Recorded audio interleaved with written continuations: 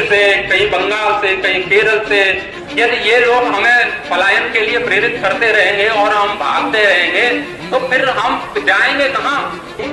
बटेंगे तो बटेंगे। आपस के मतभेदों को बुला करके हमारा लक्ष्य मात्र भगवा होगा। यदि हम चाहते हैं कि ये घर पर वो जो ध्वज लहरा रहा है वो ऐसे ही लहराता रहे तो उसके लिए तुम्हें अपने आप को खपाना पड़ेगा। महाभारत घर में मत रखो, नहीं तो महाभारत होगा। मैं कह रहा हूँ महाभारत हमारे घर में नहीं है, इसीलिए इस देश में महाभारत की स्थिति आ गई है। हिंदू शराबी हो, कबाड़ी हो, कैसा भी हो, लेकिन वो कभी वेद नहीं जलाएगा, हिंदू कभी मंदिर नहीं जलाएगा, हिंदू कभी आपके वेदों को फाड़ेगा नहीं, हिंदू कभी जिहाद नहीं करेगा।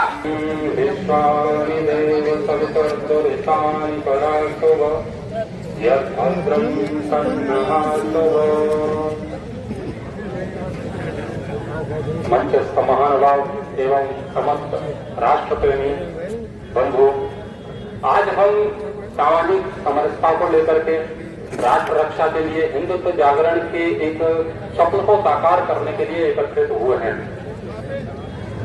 हमें हमारे महापुरुषों ने, भगवान ने संगठित होने के लिए ऋग्वेद के अंतिम सूक्त में, जिसको हम संगठन सूक्त के नाम से जानते हैं, वो हमें प्रदान किया कि जो मिलकर के रहता है वो समाज में अपना अस्तित्व बचा पाता है। जो अभी आप योगी जी का आपने व्याख्यान सुना होगा, उन्होंने एक बात कही थी कि बटेंगे तो कटेंगे। अब उस पर विवाद हो रहा है, उस पर विवाद हो रहा है कि ये क्या बात कर रहे हैं। वे लोग परेशान हैं कि ऐसी भाषा हमारे राजनेता क्यों बोल रहे हैं, लेकिन मैं इस बात से परेशान हूं कि हमारे राजनेता इस भाषा को इतनी देर से क्यों बोल रहे हैं। ये तो बहुत पहले बोलना चाहिए था। क्या हमको इस देश का उदाहरण नहीं समझ में आता है? सात्विकता का, वेदों के उपदेश का, आत्म कल्याण की भावना का जो भी संकल्प संकेत हमें मिलता है वो भारत से मिलता है, आर्यावर्त से मिलता है। हम कहां तक विस्तार था हमारे देश का, और समझते समझते बढ़ते बढ़ते हम कहां तक आ गए। आज जो भारत हमारा है वो भारत भी उतना हमारा नहीं रहा है। हमारे मैप में तो हमें दिखता है, लेकिन हम बट बट करके, आपने देखा कि कश्मीर में हमारा क्या हाल हुआ, बंगाल में अभी क्या हाल हो रहा है, और हिंदुओं का बांग्लादेश में क्या हुआ, जो कल तक हमारा देश था, कल तक हमारा देश था, वहां पर हमारी बहन बेटियों के साथ बलात्कार किए गए। क्यों? क्योंकि हम अपने आप को सब कुछ मानने को तैयार हैं, हम अपने आप को ब्राह्मण मानने को तैयार हैं, जाट बनिया गुर्जर मानने को तैयार हैं, पर हम अपने आप को हिंदू सनातनी मानने के लिए तैयार नहीं है। ये सबसे बड़ी समस्या है। वे लोग एक हो जाते हैं, उनकी दृष्टि में तुम सब एक हो। तुम्हें लगता होगा कि कोई फलाना कट रहा है, फलाना कट रहा है, हम तो बचे हैं, लेकिन तुम ध्यान रखना, तुम सब टारगेट करो। लव जिहाद का प्रकरण इस देश में काफी दिनों से चल रहा है। उन्होंने दलितों की बेटी को उठाया, उनको काट डाला। उन्होंने ब्राह्मण की बेटी को उठाया, उसको काट डाला। उन्होंने जाट की बेटी को उठाया, उसको काट डाला, क्योंकि वो सबको बारी बारी से उठाते हैं और सब उनकी दृष्टि में हिंदू है, बस तुम अपनी दृष्टि में हिंदू नहीं है। हम कहते हैं इस देश में इतनी सारी समस्याएं हो रही है, आगजनी हो रही है, ये सब क्यों हो रहा है? क्योंकि हमारे अंदर अपने अस्तित्व का भाव नहीं है। हमारे लोग कहते रहते हैं कि देखो उनके यहाँ तो ऐसी विषैली शिक्षा है, वहां पर तो बता दिया जाता है कि तुम काफिर हो और वो काफिर है, उनका ये कर दो, वो कर दो, कत्ल कर दो। गलत चीजें उनकी किताबों में लिखी हैं। लेकिन क्या हमने अभी अपनी किताबें पढ़ी है कभी उठा करके? भगवान श्री रामचंद्र जी, भगवान श्री कृष्णचंद्र जी कुरुक्षेत्र के मैदान में हमें उपदेश दे करके गए। वो कह करके गए कि तुम अपने अस्तित्व की रक्षा करो, शत्रु उठाओ। वेद कहते इंद्रम वर्धन तो अप्सरान तो विश्वमार्य तो रावण। तुम अपने आप का ऐश्वर्य बढ़ाओ, अपने आप को संपन्न बनाओ, शत्रुओं का संहार करो, मिलकर के रहो। संगठन सूक्त हमें ये उपदेश देता है, लेकिन हमने किसी की बात नहीं मानी, भगवान कृष्ण की बात नहीं मानी, और हमने आज तक के लोगों की बात भी नहीं मानी। हमें स्वामी श्रद्धानंद की बात नहीं मानी, हमने वीर सावरकर की बात नहीं मानी। आज सावरकर को कुछ लोग गद्दार कहते हैं क्योंकि सावरकर हिंदुत्व की बात करते हैं। हिंदुत्व कुछ लोगों की आंखों में चुभने लगा है। आपने एक बात बहुत सुनी होगी कि जब से 2014 के बाद से भाजपा सत्ता में आई है, तब से इस देश में हिंदू मुस्लिम होने लगा। ये बात आप तक आती है कि नहीं आती है? ये बिल्कुल ऐसा ही है। हिंदू मुस्लिम इस देश में हमेशा से होता आ रहा है। जब से एक किताब लिखी गई, 1400 साल पुराना एक संदेश जिसने इस दुनिया को बांटा मजहब के नाम पर, वो हमारे समाज में घर कर गई है, उसका हमें पता नहीं था। लेकिन ये बिल्कुल ऐसा ही था जैसे कि मान लो कि मुझे कैंसर है और मुझे पता ही नहीं, लेकिन डॉक्टर से जब जांच कराई तो पता चला कि 4th स्टेज का कैंसर है मुझे। अब मैं कहूँ क्या डॉक्टर मेरे को डरा रहा है, डॉक्टर मेरे को भयभीत कर रहा है? डॉक्टर ने तो सच्चाई बताई है कि तुम मरने वाले हो, ये कैंसर है, लास्ट स्टेज में पहुंच गई है। तो ऐसे ही एक कैंसर जो तुम्हें जला रही है, तुम्हें दीमक की तरह चाट रही है और तुम देख नहीं रहे हो। तुम्हें लग रहा है कि राजनेता तुम्हारे साथ ऐसा कर रहे हैं, लेकिन वास्तव में एक मजहब के विशेष लोग हैं जिन्होंने अभी भारत में भी ये सारे काम किए। अभी अपने मुरैना में वो कांड हुआ, तो हम क्या कर रहा है उसके लिए अभी हम हमारे अंदर, हमारे धर्म गुरुओं में भी, हमारे लोगों में शास्त्र पढ़ने के बाद भी वो बुद्धि नहीं आई। आपस में एक दूसरे को बांटा हमने जाति के नाम पर। स्वामी श्रद्धानंद जी ने एक काम किया था, आर्य समाज के बड़े सन्यासी थे, उन्होंने हजारों लाखों जो लोग तलवार के दम पर हिंदू से मुस्लिम बनाए गए थे उन सबको सनातन धर्म में वापसी कराई, घर वापसी कराई थी। उसके लिए हमारे कुछ लोगों ने विरोध कर दिया कि ये तो सब गलत कर रहे हैं। गांधी जी उनके खिलाफ खड़े हो गए कि ये सब क्या कर रहे हो तुम, हमारे वर्ण संकरता होगी, ये होगा वो होगा। यदि ये लोग अपने घर वापसी कर चुके होते तो आज जो समस्या जिसके लिए हम एकत्रित हुए हैं ये समस्या नहीं होती। स्वामी श्रद्धानंद जी ने 100 साल पहले इसका समाधान किया था। वीर सावरकर जी ने एक बात कही थी।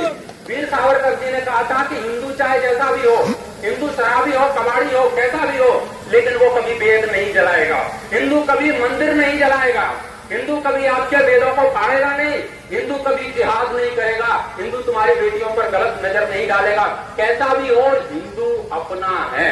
बस मैं नहीं जानता कि कौन ब्राह्मण कौन जाट बनिया है, हम सब हिंदू हैं और इससे बड़ा रिश्ता हमारे बीच और दूसरा कोई हो नहीं सकता। हमारे अंदर ये बचपन में हमने अपनी पुस्तकों में, अपने ग्रंथों में पढ़ा है, हमने एक शिक्षा पढ़ी है कि एक बुजुर्ग जिसके बेटे 4 आपस में लड़ने लगे थे, तो उन्होंने क्या किया, चारों बेटों में आपस में बन नहीं रही थी, तो उसने क्या किया, एक गट्ठर में से एक लकड़ी निकाल करके चारों बच्चों को दी और उन्होंने कहा इसको तोड़ के दिखाओ। उन्होंने ऐसे आराम से तोड़ दिया, लेकिन फिर उसने सारी लकड़ियों का एक गट्ठर बना करके अपने चारों बेटों को दिया कि तुम इसे तोड़ के दिखाओ। तो चारों ने अपनी जान लगा ली, लेकिन वो उस गट्ठर को तोड़ नहीं पाए। हम सब ने पढ़ा है। ये क्या है, एकता में शक्ति है। ये क्या है, संगठन में शक्ति है। वेद यही तो कहता है, संगच्छद्धम संवदद्धम संवो मनान से जानताम देवा भागम यथा पूर्व संजाना नाम उपासते। वेदों को हम उठा करके तो देखें, हमारे ग्रंथ हमारे अस्तित्व की रक्षा के लिए क्या कहते गए हैं। वो कहते गए हैं कि जब भी तुम अपने अस्तित्व को खतरे में समझते हो तब तुम भगवान श्री राम का स्मरण करो, तुम भगवान बजरंगबली का स्मरण करो। हमारे महापुरुषों ने तो 7 समुद्र पार जाकर के लंका भी फैला दी थी, तो फिर हम अपने देश में तो उनकी नपुंसकता को, उनकी वीरता को क्यों नहीं अपने आप में धारण करते हैं। नपुंसकता का भाव हिंदू के अंदर आता है तो समझ लीजिए कि हम अपने आप को हिंदू कह नहीं सकते हैं, नकली हिंदू हैं। अभी एक हिंदू जागा है जिसकी वजह से वो कहते थे ना टाइगर अभी जिंदा है, टाइगर अभी बिल में है, केवल एक ही जागा है। यदि हिंदू वास्तव में जाग गया ना, तो जो लोग हमारे लिए समस्या पैदा कर रहे हैं, जो हमारे अस्तित्व को ऐसा समझ रहे हैं, इनको तो जल्दी से खत्म कर देना है लैंड जिहाद के माध्यम से। हम नहीं जागेंगे तो वही होगा। सोचो आपकी कोई ऊंची सी बिल्डिंग है, बहुत अच्छा भवन है, और आप सुबह जागते हैं, आंखें खुली और आपके घर के सामने एक बोर्ड लगा हुआ है और बोर्ड पे लिखा है ये जमीन अभी वक्फ बोर्ड की हो चुकी है। क्या करोगे? उसकी कोई सुनवाई भी नहीं है। हाई कोर्ट स्वयं सुप्रीम कोर्ट के पास भाग के जाता है कि मेरी जमीन पर भी कब्जा कर दिया इन्होंने। कल को यदि यहाँ पे बोर्ड लग जाए ना ये सारा टाउन हॉल वक्फ बोर्ड का है, तो हम कुछ नहीं कर सकते हैं। लेकिन ये समस्या पूरे देश में फैले उससे पहले हमें जागरूक होना है, वास्तविक अर्थों में हमें जिंदा होना है। तो क्या करते हैं, एक पत्थर कहीं से डाला, हरी चादर डाल के चले गए और फिर हमारे हाथ कांपते उस चादर से हाथ लगाते हुए, फिर नहीं तो कुछ हो जाएगा। भाई साहब, जिसको कीड़े खा गए वो क्या करेगा किसी का। हनुमान जी के वक्त के चादर से डरते हैं। मैं कहता हूँ ये चादर और खादर वालों से हमेशा के लिए दूर रहो, इनसे जागरूक रहो। ये हमारे अस्तित्व के लिए बहुत बड़ा संकट है। केवल भाषण से और केवल नारेबाजी से नहीं अपना धर्म बचेगा। हमें हमारे धर्म के प्रति सचेत होना पड़ेगा, अपने धर्म ग्रंथों की ओर पलायन करना पड़ेगा। नहीं तो भागते रहो, कहां से भागोगे। मान लीजिए कि इधर चारों ओर से सुनामी आ रही है, ऊंचा ऊंचा पानी हमें दिख रहा है, अब हम यहाँ कहाँ से भागेंगे? एक मंदिर पे हमें ऊपर चोटी दिख रही है, इस पे चढ़ जाएंगे, लेकिन पानी तो वहां भी चढ़ जाएगा ना, फिर कहाँ भागोगे? तो अभी कश्मीर से, कहीं बंगाल से, कहीं केरल से और यूपी में आधे से ज्यादा ऐसे लोग घुसे हुए हैं जो आतंकवाद का बड़ा समर्थन करते हैं। यदि ये लोग हमें पलायन के लिए प्रेरित करते रहेंगे और हम भागते रहेंगे तो फिर हम जाएंगे कहाँ? तुम बता दो। उनके 56 देश हैं, बाकी के देश सारे ईसाइयों के हैं। हिंदुओं का कोई देश बता दो, कौन सा देश है हिंदुओं का? कौन सा देश है? तुम सोच रहे हो कि भारत है, तो भारत भी नहीं है, ये तो सेक्युलर है ना, ये तो धर्मनिरपेक्ष है। तो धर्मनिरपेक्ष रहते हुए भी हम अपने धर्म का पालन कर सकते हैं, इसके लिए संविधान हमें आजादी देता है, स्वतंत्रता देता है, हमें पूरा अधिकार है अपने धर्म का प्रचार करने का। तो हमें अपने लिए जीना है। मैं एक मदरसे में गया था, देवबंद मदरसे में, आज से 2019 के पहले की बात होगी या 19 की होगी। वहां पर 6000 विद्यार्थी कुरान पढ़ते हैं, 6000। और उनसे मेरी बात हुई थी तो उन्होंने क्या कहा पता? मैंने कहा तुम्हें नौकरी मिलेगी क्या भाई इससे? तो अगर नौकरी तो नहीं मिलेगी इससे। तो मैंने कहा क्या यहाँ पर फिजिक्स पढ़ाई जाती है, केमिस्ट्री पढ़ाई जाती है, यहाँ पर साइंस पढ़ाई जाती है, क्या पढ़ाया जाता है? नहीं, हम तो कुरान और हदीस पढ़ते हैं बस, और कुछ नहीं पढ़ते। तो मैंने कहा इससे करोगे क्या? कि हमें, उनकी एक बड़ी बात निकली थी उनके मुंह से, उन्होंने कहा था कि हमें कोई मतलब नहीं है नौकरी से, न साइंस से, न विज्ञान से, हमें केवल अपने मजहब से मतलब है, और हम जिंदा रहेंगे तब तक अपने अंतिम श्वास से अपनी श्वास की ऊर्जा को सबको इस्लाम के लिए, अपने मजहब के लिए समर्पित कर देंगे। ये उनका सपना था। लेकिन हम अपने गुरुकुलों की बात करें, हम अपने ग्रंथों की बात करें तो हम तो तैयार ही नहीं अपने ग्रंथों को पढ़ने के लिए। कितने लोगों के घरों में गीता है, कुछ हमारे ही लोगों ने एक ऐसा षड्यंत्र चला दिया, महाभारत घर में मत रखो, नहीं तो महाभारत होगा। मैं कह रहा हूं महाभारत हमारे घर में नहीं है, इसीलिए इस देश में महाभारत की स्थिति आ गई है। यदि हम महाभारत को पढ़ते, अपने वीरों को पढ़ते, अर्जुन को पढ़ते, युधिष्ठिर को पढ़ते, भगवान श्री कृष्णचंद्र को पढ़ते, तो आज जो संकट हमारे ऊपर मंडरा रहा है वो संकट हमारे ऊपर नहीं होता। तो असली सनातनी बनो, रील के सनातनी नहीं बनना, हमें रियल सनातनी बनना है, रियल हिंदू बनना है। ये सावरकर का देश है, ये चंद्रशेखर आजाद का देश है। और यदि हम जागते रहे और आपस के मतभेदों को भुला करके हमारा लक्ष्य मात्र भगवा होगा, हमारा लक्ष्य, यदि हम चाहते हैं कि ये शिखर पर वो जो ध्वज लहरा रहा है वो ऐसे ही लहराता रहे, तो उसके लिए तुम्हें अपने आप को खपाना पड़ेगा, अपने देश को, अपने धर्म को समर्थन देना पड़ेगा। जो भी हैं, जो जिहाद फैलाते हैं, लैंड जिहाद फैला रहे हैं, हमारी लड़कियों के साथ गलत कर रहे हैं। अभी एक सलीम था, कौन था, उसने करवा चौथ के दिन एक कमेंट हुआ है इस देश में। ऐसे रोज होती रहती है ये कोई घटना, अभी नई नहीं है हमारे लिए, रोज ये समाचार हमें मिलते रहते हैं। लेकिन कब तक सोए रहोगे? यदि सोए रहोगे तो वही हाल होगा। जब हम चिड़ियाघर में जाते हैं ना, तो चिड़ियाघर में बताते हैं ये इस प्रजाति का है, ये वो वाला शेर है, ये वाली मोर है, अभी इसका अस्तित्व तो खतरे में है, ये केवल देश में 3-4 बचे हैं। यदि तुम नहीं जागे तो चिड़ियाघर का जो अगला जो ब्लॉक है ना, एक प्लॉट खाली है, वो तुम्हारे लिए, तुम्हारा कंकाल लगेगा जिसका तिलक लगा दे। फिर वो आपस में वही लोग आएंगे, हिंदू तो रहेगा नहीं, फिर वो परिचय देंगे, एक दूसरा टोपी वाला दूसरे टोपी वाले को उपदेश देगा कि तो ये था हिंदू, ये था हिंदू जिसका कंकाल टंगा है, जिनके पास 4 वेद थे, जिनके पास 6 शास्त्र थे, जिसके पास 18 पुराण थे, जिसके पास 4 ब्राह्मण ग्रंथ थे, जिसके पास रामायण था, जिसके पास महाभारत था, जिसके पास गीता थी, वो आज कंकाल बन के टंगा है। इसीलिए तुम लोग भी इनसे शिक्षा लो कि तुम्हें आपस में बंटना नहीं है, नहीं तो वही तुम वही हो जाओगे, इतिहास बन करके रह जाओगे। लेकिन ध्यान रखना, सनातन है वो सनातन शाश्वत होता है, जिसका न आदि है न अंत है, वो सनातन है। 1400 साल पहले बने हुए लोग, 2500 साल पहले जिनकी मान्यता आई है, ये साइंस का भी नियम है, ये शास्त्रों का भी नियम है, जो पैदा हुआ है वो मिटेगा। ये गीता का भी सिद्धांत है, जो उत्पन्न हुआ है वो नष्ट होगा। तो जितनी भी विचारधाराएं इस देश में पैदा हुई हैं, हिंदुओं के विरोध में जो कार्य कर रही हैं, यदि हम जाए और हमने अपने धर्म ग्रंथों का अवलोकन किया तो सच में वो पैदा भी हुए थे और एक दिन मिट भी जाएंगे, और ये भगवा ऐसे ही लहराता रहेगा। तो हम अपने आप पर गर्व करें, हम अपने महापुरुषों का अनुकरण करें। हमारा हीरो हनी सिंह नहीं है, हमारा हीरो भगत सिंह होना चाहिए, हमारा हीरो सावरकर होना चाहिए। बदलिए अपने आदर्शों को।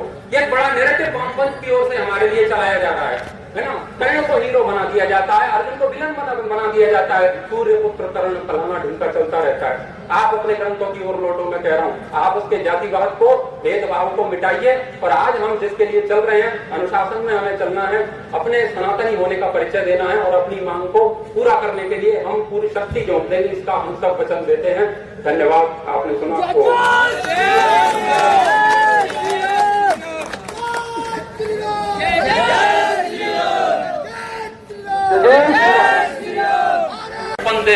और मुसलमान लोगों का ये सब फटने फाड़ने का पुराना संबंध है, इसलिए हमको उन पर पूरा संदेह है कि कोई भी ऐसी चीज नहीं है जो सामान्य रूप से किसी के घर में पाई जाती है। कोई ऐसी संदिग्ध वस्तु है जिस पर जांच की जाए। तो हम सब हिंदू भाइयों को देख रहे हैं, ये सब जागरूक होकर के 7 दिन का समय दिया है, क्योंकि ये तो बार बार समय दे रहे हैं, हमें भ्रमित कर रहे हैं। हमने समय दिया है, यदि इस पर कार्रवाई नहीं होती है तो इस आंदोलन का उग्र रूप भी प्रशासन को देखने के लिए जरूर मिलेगा।